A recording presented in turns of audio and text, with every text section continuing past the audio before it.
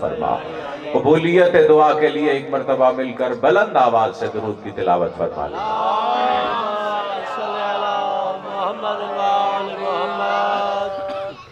اعوذ باللہ السمیع العلیم من الشیطان اللعین الرجیم، بسم اللہ الرحمن الرحیم۔ الحمدللہ الذی لا یبلغ مدحتہ القائلون ولا یحصی نعماءہ العابدون ولا یؤدی حقہ المجتہدون۔ شعبان المعظم کی تمام مبارک ساعتوں کی نسبت سے مبارکباد پیش کرتا ہوں کہ یہ مہینہ وہ مہینہ ہے کہ جس مہینے میں توحید کو اپنی بقا کی دھڑکن جس کربلا سے ملی ہے وہ اسی مہینے میں آیا۔ آپ کا معیار سماعت پر رکھنے کے لیے یہیں پر رک کے ایک اور جملہ کہنے لگا ہوں کہ یہ مہینہ وہ مہینہ ہے کہ جس میں غیبت مطلقہ الہیہ کا مظہر بن کر قائم بھی اسی مہینے میں آیا۔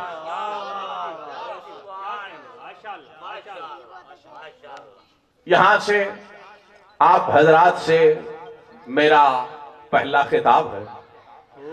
یقیناً اس لمحے تک میں آپ تمام سامعین کے لیے بظاہر اجنبی ہوں، لیکن اگر قدم بقدم میرے ہم قدم رہتے ہوئے میرے ساتھ ساتھ علی والے ولایت کی کہکشاؤں میں سفر آغاز کریں گے تو ان کو احساس ہوگا کہ علی والے اجنبی نہیں ہوا کرتے۔ اللہ اکبر۔ سورہ الرعد سے ایک مختصر سی آیت سرنامہ کلام میں پڑھی ہے کہ جس میں خالق الخلق مالک الملک رب محمد و آل محمد اپنے حبیب وجہ خلقت کائنات علت غائی ممکنات احمد و محمد کے لبوں سے قرآن کی کچھ صفتوں کا تذکرہ کر رہا ہے۔ کیا فرمایا؟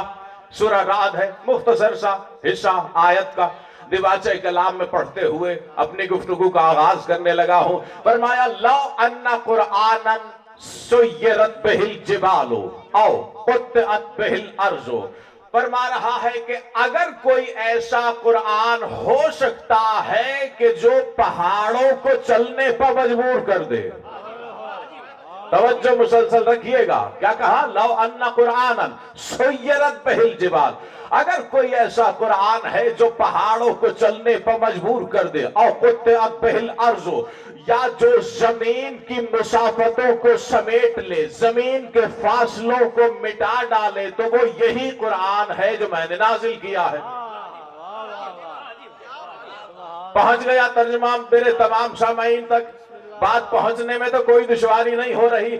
میں پھر جملہ آیت کا ترجمہ دوہرا کا جملہ سماعتوں کے حوالے کرنے لگا ہوں، اور یہیں سے آپ کا معیار سماعت پرکھوں گا اسی جملے پر کہ مجھے کیا پڑھنا ہے اور کہاں تک پڑھنا ہے۔ کیا کہہ رہا ہے قرآن؟ لو ان قرآنا سیرت بہ الجبال او قطعت بہ الارض او کلم بہ الموتى۔ اللہ کہہ رہا ہے اگر کوئی ایسا قرآن ہے جو پہاڑوں کو حرکت کرنے پر چلنے پر مجبور کر دے، اگر کوئی ایسا قرآن ہے جو زمین کے فاصلوں کو سمیٹ لے، تو وہ یہی ہے جو میں نے نازل کیا۔ پتہ چلا قرآن کی صفت یہ ہے کہ وہ زمین کے فاصلوں کو سمیٹ لیتا ہے، اور وہ جس کے قلب پر نازل ہوا ہے وہ کائنات کے فاصلوں کو سمیٹ کر چند لمحوں میں عرش سے آگے حجاب اکبر تک چلا جاتا ہے۔ اللہ اکبر، اللہ اکبر، آپ کی مودت سلامت۔ اچھا، میں یہیں پر رک کر قرآن ہی کی ایک اور صفت قرآن سے بتاؤں۔ ہے نا میرے ہم قدم، میرے تمام سامعین، یہ سورہ رعد سے چند لفظ آیت کے آپ کی سماعتوں کے حوالے کی۔ سورہ حشر میں دیکھیے قرآن کیا کہہ رہا ہے۔ سورہ حشر کہہ رہی ہے خود قرآن اپنی صفت بیان کرتے ہوئے کہہ رہا ہے لو انزلنا ھذا القرآن علی جبل لرأیتہ خاشعا متصدعا. قرآن کہہ رہا ہے کہ اگر ہم اس قرآن کو کسی بلند و بالا پہاڑ پر نازل کرتے تو کیا ہوتا؟ ریزوں میں بٹ جاتا. خاشعا متصدعا. اگر یہ قرآن کسی بلند و بالا پہاڑ پر نازل ہوتا تو ہیبت قرآنیہ سے وہ بلند و بالا پہاڑ ریزوں میں بٹ جاتا. اب قرآن کی صفت یہ ہے کہ قرآن فاصلوں کو سمیٹ لیتا ہے. صاحب قرآن کائنات کے فاصلوں کو سمیٹ کر لمحوں میں حجاب اکبر تک چلا جاتا ہے. قرآن کی صفت یہ ہے کہ قرآن اگر بلند و بالا پہاڑ پر نازل ہوتا ہے تو اسے ریزوں میں تقسیم کر دیتا ہے. اسی قرآن یہی قرآن جو اس صفت کا حامل ہے کہ پہاڑ کو ریزوں میں تقسیم کر دے، جس قلب محمد پر نازل ہوا وہ تمہارے جیسا کیسے ہو سکتا ہے؟ اللہ اللہ اکبر. جس ہیبت قرآنیہ کا یہ عالم ہے کہ وہ پہاڑ پر نازل ہو تو اسے ریزوں میں تقسیم کر ڈالے. جس قلب محمد پر نازل ہو رہا ہے وہ ہم اور آپ جیسا بشر کیسے ہو سکتا ہے؟ ایک مرتبہ درود پڑھ لیجئے گا مل کے بابا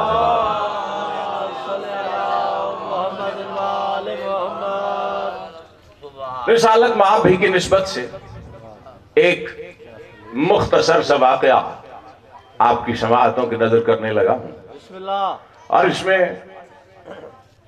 بہت بڑی حکمت بھی پوشیدہ ہے. اسی حکمت کی وجہ سے زحمت سماعت دے رہا ہوں. پیش کروں نا.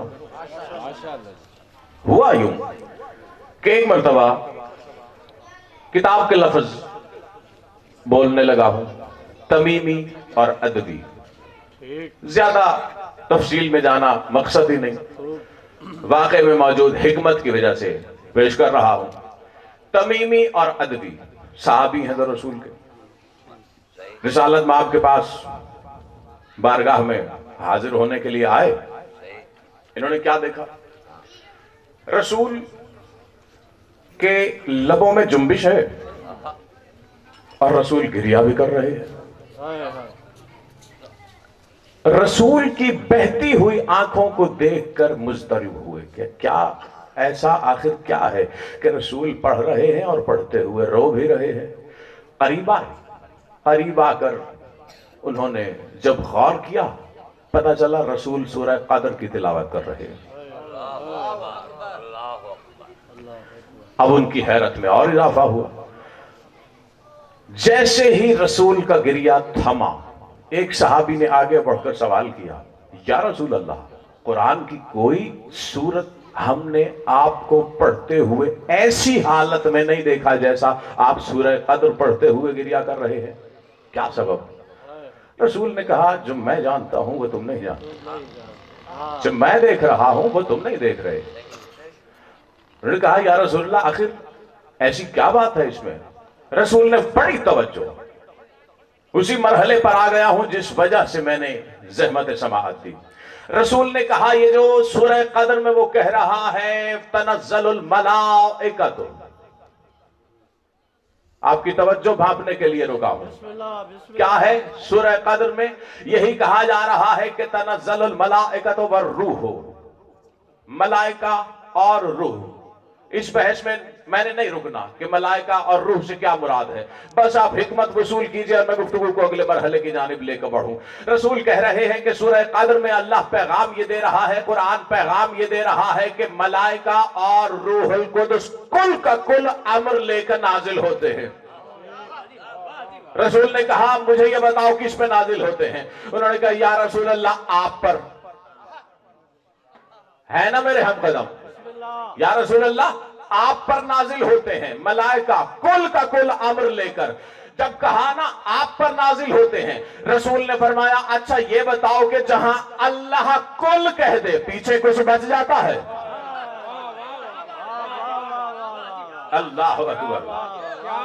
کہا نہیں یا رسول اللہ، تو اب شان رسالت پر اس سے بڑا جملہ اور کیا ہو سکتا ہے کہ کل کا کل امر میں جہاں اللہ کل کہہ دے وہاں پیچھے کچھ نہیں بچ جاتا. کم از کم ہم اور آپ اپنی سرحدوں کے مطابق بھی دیکھیں تو مولوی سے جا کر اگر یہ سوال بھی کیا جائے کہ لیلۃ القدر میں ہوتا کیا ہے تو یہی کہے گا کہ لیلۃ القدر میں ملائکہ لکھتے ہیں کسے زندگی دینی ہے, کسے موت دینی ہے, کسے کتنا رزق دینا ہے, کسے بیٹا دینا ہے. یہ کل کا کل امر لے کر ملائکہ محمد کے پاس آ رہے ہیں.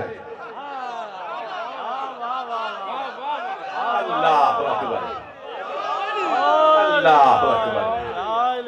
اچھا الحمدللہ اس مرحلے تک ہر علی والا میرا ہم قدم ہے. جب انہوں نے کہا نا کہ یا رسول اللہ جب اللہ کل کہہ دے تو بجا کہ پیچھے کچھ نہیں بچتا, رسول نے فرمایا اچھا یہ بتاؤ کہ میرے بعد بھی لیلۃ القدر آئے گی یا نہیں آئے گی؟ کہا یا رسول اللہ آئے گی. فرمایا پھر مجھے یہ بتاؤ کہ لیلۃ القدر میں کل کا کل امر لے کر ملائکہ کدھر جائیں گے؟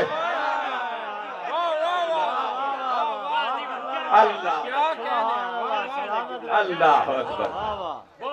کہا یا رسول اللہ اللہ ندری, ہمیں نہیں پتا کہ کدھر جائیں گے. ابھی انہوں نے کہا ہی تھا ہمیں نہیں پتا کہ کسی کی آمد ہوئی. رسول نے اشارہ کر کے کہا ان لم تدر یا فادر یا ہوا ھذا علی ابن ابی طالب.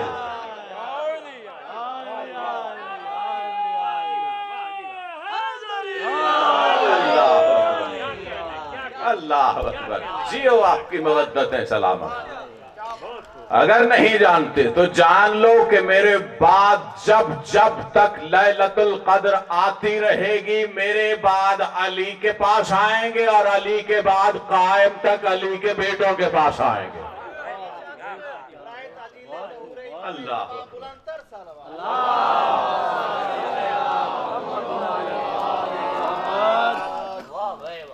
یہی سبب ہے, یہی وجہ ہے کہ بڑی مشہور حدیث ہے رسالت باب کی جس میں رسول نے فرمایا اولنا محمد و اوسطنا محمد و آخرنا محمد و کلنا محمد. ہمارا اول بھی محمد ہے, ہمارا اوسط بھی محمد ہے, ہمارا آخر بھی محمد ہے, ہم کل کے کل محمد ہے.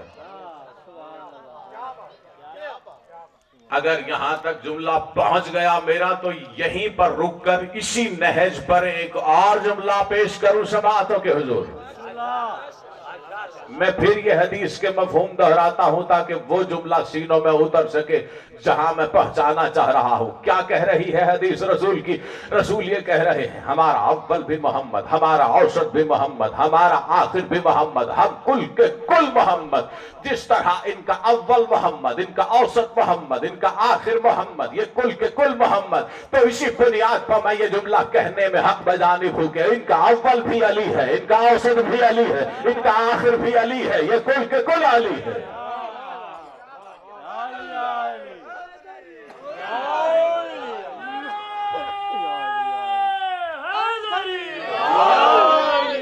آپ کی مودت سلامت. جب ان کا اول بھی محمد, ان کا آخر بھی محمد, تو میں کہہ سکتا ہوں کہ ان کا اول بھی قائم, ان کا اوسط بھی قائم, ان کا آخر بھی قائم, یہ کل کے کل قائم. اللہ اکبر. اچھا یہیں پر رک کر میں ایک اور حدیث یاد دلاتا ہوں اور یہ جناب صادق آل محمد کا فرمان ہے. مالا یہ فرم, یہ بھی بڑی معروف حدیث. میں یہ دو احادیث بیک وقت سنا کر کسی بڑے اہم نتیجے کی طرف لے کے جانا چاہتا ہوں اپنے سامعین کو. مالا یہ فرما رہے ہیں اِنَّا لَنَا مَعَ رَبِّنَا حَالَاتٌ فِيهَا هُوَ نَحْنُ وَنَحْنُ هُوَ وَمَعَ كُلِّ ذَلِكَ هُوَ وَنَحْنُ نَحْنُ. اللہ اکبر. ہماری اپنے رب کے ساتھ کچھ ایسی حالتیں ہیں کہ جن میں وہ ہم ہو جاتا ہے, ہم وہ ہو جاتے ہیں, پھر بھی وہ رہتا ہے, ہم رہتے ہیں. اللہ اکبر, اللہ اکبر. سا ذہنوں میں ابہام پیدا نہ ہو، اسی لیے میں یہاں پر رک کر جملہ کہنے سے پہلے اس کی کچھ وضاحت کرتا ہوں، تاکہ جس کا مقدر ہے اس جملے کے مفہوم تک پہنچنا، اس کے راستے میں کوئی مشکل رکاوٹ نہ بنے۔ بڑی بہت مشہور فرمان، اور میں حوالہ دے رہا ہوں، اور میں یہ کہا کرتا ہوں، جملہ دہراتا رہتا ہوں کہ یہ وہ زمانہ نہیں ہے کہ جب علماء شاگردوں کے ساتھ صندوقوں میں بند کر کے کتابوں کو ٹانگوں پہ لیے پھرتے تھے۔ اب تو یہی ڈیوائس ہے، یہیں پر دیکھا جا سکتا ہے۔ تفسیر در منصور، تفسیر ثعلبی، تمام برادران اسلام کی معتبر تفاسیر سمیت میں یہ جملہ موجود ہے کہ جس میں مختلف مقامات پر مختلف عقل کی صلاحیت کے حامل لوگوں سے رسول یا آل رسول میں سے مختلف سوال کرنے والوں کے جواب میں یہ فرمایا کہ نحن اسماء اللہ الحسنی، اس کے اسماء حسنی ہم 14 ہی تو ہیں۔ اللہ اکبر، اللہ اکبر۔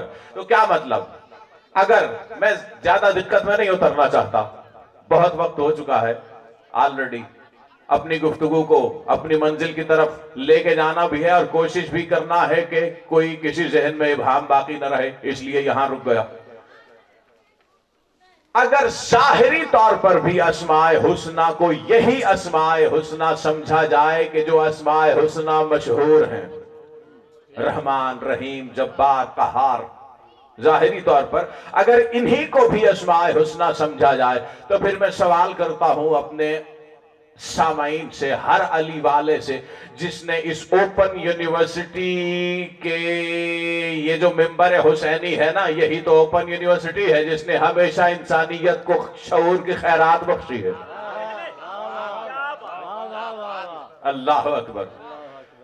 تو ہر علی والا اگر میری جانب متوجہ ہے، میرا ہم قدم ہے، تو میں اس سے سوال کرتا ہوں کہ رحمان کون ہے؟ اللہ۔ رحیم کون ہے؟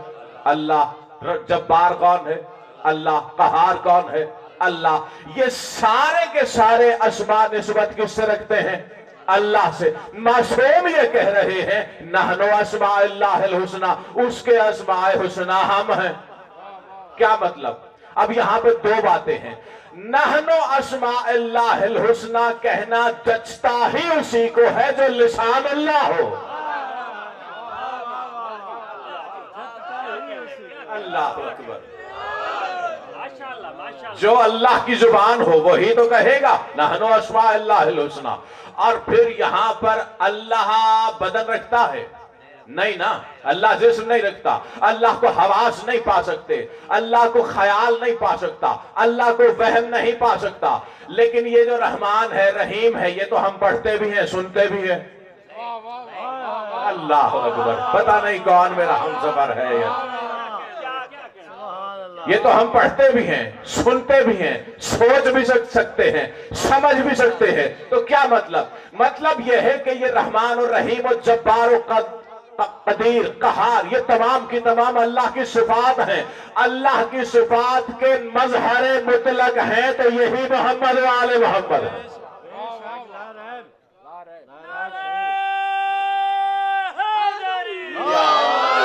جیو آپ کی مودت سلامت۔ بس پہنچ گیا میں اس نتیجے تک جس کی وجہ سے میں یہاں پر رکا تھا۔ تو اب معصوم کیا کہہ رہے ہیں؟ ہماری اپنے رب کے ساتھ کچھ ایسی حالتیں ہیں جس میں وہ ہم ہو جاتا ہے، پھر ہم وہ ہو جاتے ہیں، پھر بھی وہ رہتا ہے، ہم رہتے ہیں۔ تو بالکل اسی نہج پر میں لفظ بدل کر ایک اور مفہوم کو کھولنے کے لیے جملہ کہنے لگا ہوں کہ اس کا مطلب یہ ہے کہ کبھی محمد علی ہو جاتا ہے، علی محمد ہو جاتا ہے، پھر بھی محمد محمد رہتا ہے، علی علی رہتا ہے۔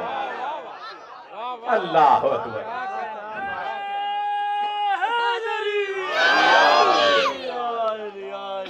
اللہ اکبر۔ اب آپ جس انداز سے سماعت فرما رہے ہیں، قدم قدم پر رک رک کر جملوں کو سماعتوں کے حوالے کرنے کا جی چاہ رہا۔ میں یہاں صرف ایک لمحہ یاد دلانے کے لیے رک رہا ہوں، پورا واقعہ نہیں سنانا۔ کوئی وقت ایسا تھا کہ جب ہوا یوں، اللہ کا حبیب اور اللہ کا ولی. معانقہ کیا. اب علی کے ساتھ سلمان بارگاہ رسالت میں آئے ہیں، ابو ذر رسول کے ساتھ پہلے سے موجود ہیں. ادھر علی رسول کے گلے ملے، دونوں ایک دوسرے میں یہ ضم ہو گئے. ابو ذر کہتا ہے مجھے علی کے سوا کوئی نہیں دکھائی دے رہا. سلمان کہتا ہے میں دیکھتا ہوں تو صرف محمد ہے.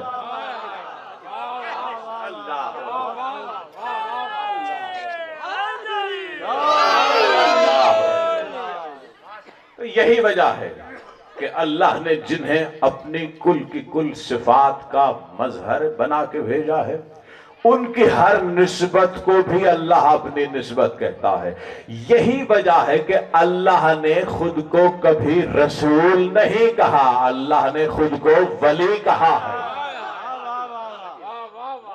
یہی سبب ہے کہ رسول نے غدیر کے میدان میں علی کا ید اللہ ہی ہاتھ بلند کر کے من کنت مولا کہا کہ جس کا میں مولا اس کا علی مولا.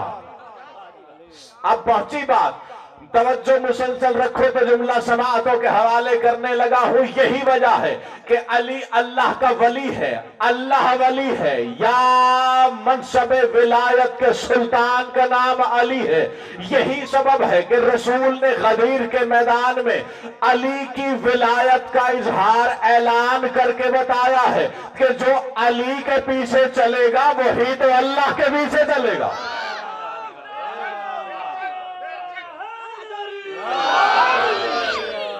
اللہ اکبر. جیو آپ کی مودتیں سلامت.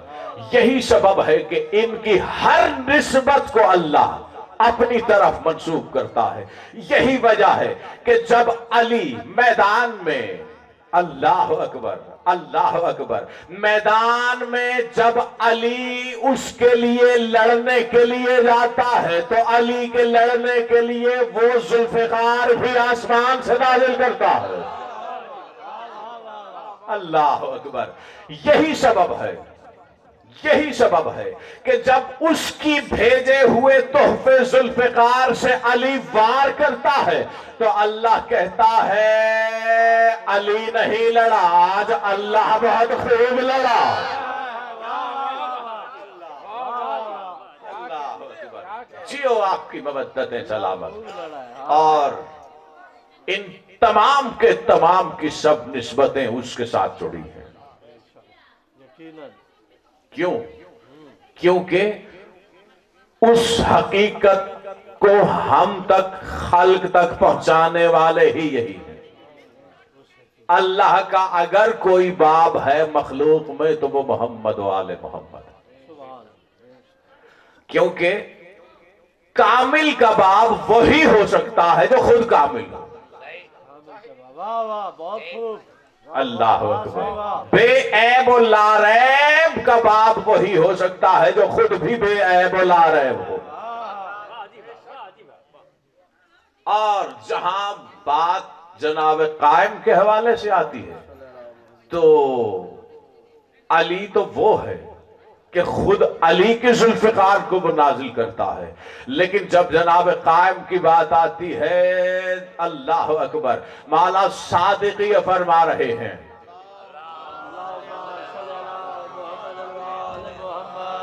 مولا فرما رہے ہیں ان اللہ ينزل السيوف علی کل سیف اسم صاحب ہی و ابی ہے. فرمایا ہمارے جد، ہمارے دادا علی کی ذوالفقار نازل ہوئی تھی، اور ہمارے آنے والے صرف قائم کی نہیں، اس کے 313 سالاروں میں سے ہر سالار کی تلوار آسمان سے نازل ہوگی.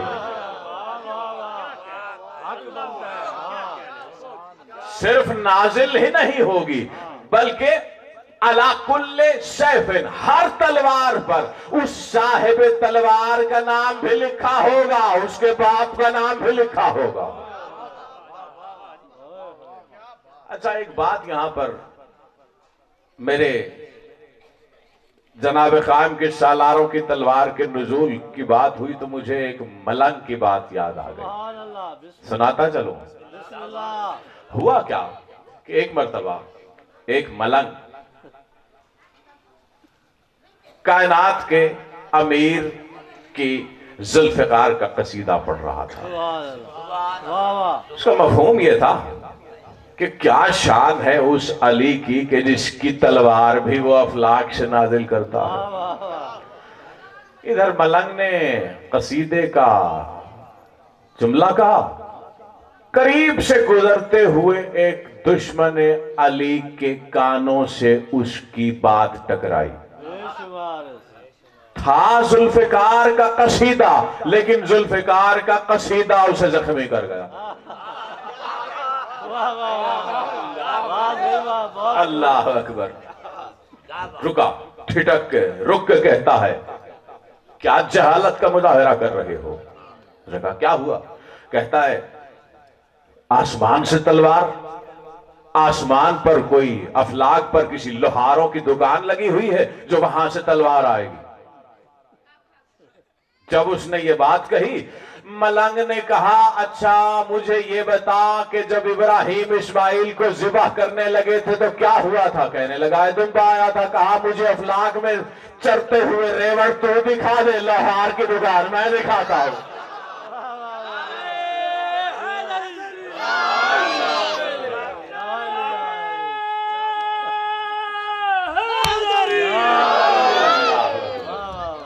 جیو آپ کی مودت سلامت۔ تو بس میں سمیٹنے کے قریب آ گیا، زیادہ زحمت سماعت زیادہ دیر نہیں دینا چاہتا، ہو گئی میرے حصے کی عبادت ذکر۔ جناب قائم کی ذات وہ ذات ہے کہ میں ایک اور لمحہ یاد دلاتا ہوں، اور یہ حدیث بھی جو پیش کرنے لگا ہوں یہ بھی تمام برادران اسلام کے حدیث کی مصادر کی کتابوں میں موجود ہے۔ ہو سکتا ہے کئی سماعتوں سے ٹکرائی بھی ہو، لیکن یاد پھر اگر پہلے سن بھی رکھی ہے پھر بھی حافظوں میں تجدید اس لیے کروا رہا ہوں کہ اگر یہ حدیث حافظوں میں موجود رہی تو وہ جملہ اپنے حقیقی مفہوم اور حقیقی سطح پر سمجھ آئے گا جو اس سے متصل ہو جائے گا معنی۔ پیش کروں نا، صرف مفہوم وصول کیجئے، ترجمہ بھی چھوڑا، نص بھی چھوڑی۔ کوئی موقع ایسا تھا جہاں رسول نے علی کے لیے کہا تھا کہ جو آدم کو دیکھنا چاہتا ہے علی کو دیکھے، جو ابراہیم کو دیکھنا چاہتا ہے علی کو دیکھے، جو نوح کو دیکھنا چاہتا ہے علی کو دیکھے، جو موسیٰ کو دیکھنا چاہتا ہے علی کو دیکھے، جو عیسیٰ کو دیکھنا چاہتا ہے علی کو دیکھے۔ آ گئی حافظوں میں یاد؟ کون ہے آدم؟ نبی ہے۔ ابراہیم نبی ہے۔ نوح نبی، عیسیٰ، موسیٰ، ابراہیم، یہ سب کے سب نبی ہیں۔ یعنی وہ اللہ کا حبیب سارے کے سارے نبیوں کی صفات کے لیے اعلان کر رہا ہے۔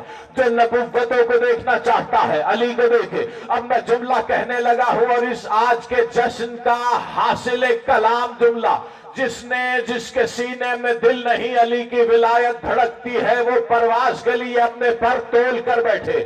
اگر کسی کے پرواز کے لیے پر بھی ٹوٹے ہوئے ہیں تو وہ بھی اپنا ارادہ تول کر بیٹھے کہ ٹوٹے ہوئے پر والے کو بھی شفا اسی ذکر سے ملتی ہے۔ اللہ اکبر۔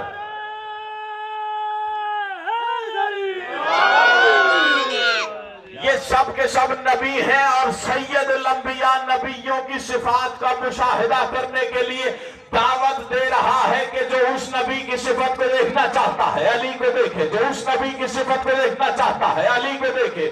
اور وہ علی جو نبیوں کی صفات کا حامل بھی ہے، اس علی کا نام وجہ اللہ بھی ہے۔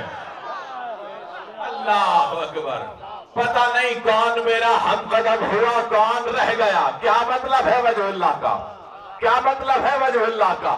اللہ کا چہرہ، اللہ کا چہرہ۔ بھئی اللہ کوئی جسم رکھتا ہے؟ اللہ جسم نہیں رکھتا، لیکن یہ جو وجہ اللہ کہا، کیوں کہا؟ کیا وجہ ہے؟ کہوں یا سمیٹ لوں؟ اسی وجہ اللہ پر میں بات کرنا شروع کر دوں نا صبح ہو جائے گی۔ ایک دو مفہوم وصول کیجئے اور میں گفتگو سمیٹوں۔ میں اس وقت آپ سے مخاطب ہوں، آپ میری گفتگو سن رہے ہیں۔ میرا چہرہ آپ کی طرف ہے، آپ کا چہرہ میری طرف ہے. پہنچ گئی بات یہاں تک؟ آپ کا چہرہ میری طرف ہے لیکن آپ اپنی چشم تصور سے وہ دیکھ رہے ہیں جو میں کہہ رہا ہوں. بات مشکل ہو رہی ہے. آپ آنکھوں سے میرے چہرے کو دیکھ رہے ہیں لیکن تصور سے وہ دیکھ رہے ہیں جو میں کہہ رہا ہوں. یہی تو مطلب ہے وجہ اللہ کا. اللہ جسم نہیں رکھتا کہ اسے دیکھا جا سکے. ہاں، جو اللہ کی طرف رخ کرنا چاہتا ہے علی کی طرف رخ کرے.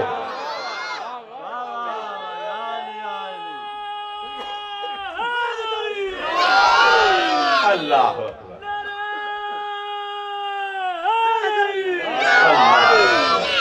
اللہ اکبر، اللہ اکبر.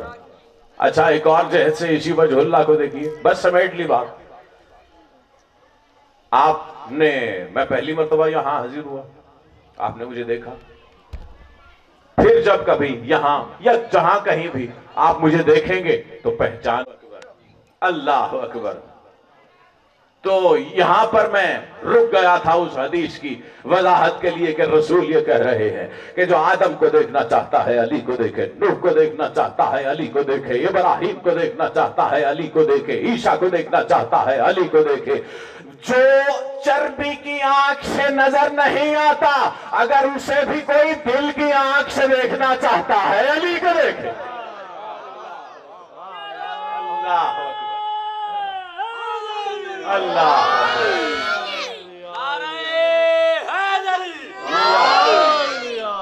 تو بس کوئی لمحہ ایسا ہوگا جب جناب قائم نے ظہور کرنا ہے. جناب قائم نے ظہور کے بعد کعبے کی دیوار سے اپنے پشت کو ٹیک کر ایک جملہ کہنا ہے: من اراد ان ینظر الی محمد و علی فلینظر الی. جو محمد و علی دونوں کو دیکھنا چاہتا ہے مجھ قائم کو دیکھے. اللہ اکبر، اللہ اکبر. آپ کی مودتیں سلامت. بس اسی کے ساتھ میرا حاصل کلام جملہ جو میں تقریباً ہر جگہ دہراتا ہوں کہ جب کبھی بھی کچھ بھی پڑھتے ہوئے، کچھ سنتے ہوئے، کچھ سوچتے ہوئے، کچھ لکھتے ہوئے آل محمد کا کوئی بھی کمال سامنے آئے اور وہ سمجھ نہ آ رہا ہو تو انکار کبھی نہ کرنا. یہی سمجھ کر اسے تسلیم کر لینا کہ یہ مظہر ہی اس کے ہیں جو عقل میں آتا ہی نہیں. اللہ اکبر. یہ اس کے مظہر ہیں جو عقل میں آتا ہی نہیں. میں بات سمیٹ چکا تھا آپ کی توجہ کو دیکھتے ہوئے. پھر ایک اور جملہ یہی جملہ سمجھانے کے لیے ایک مثال دیتا ہوں اور میں نے چھوڑ دیا ممبر. جنین کا لفظ سنا ہے آپ نے کبھی؟ جنین جب بچہ پیدا ہونے سے پہلے شکم مادر میں اپنے بالکل آغاز کے مرحلے میں ہوتا ہے تو اسے عربی میں جنین کہتے ہیں. بات مشکل تو نہیں ہو رہی نا؟ بسم اللہ. جنین جیم نون یا اور نون یہ اس کے حروف ہیں.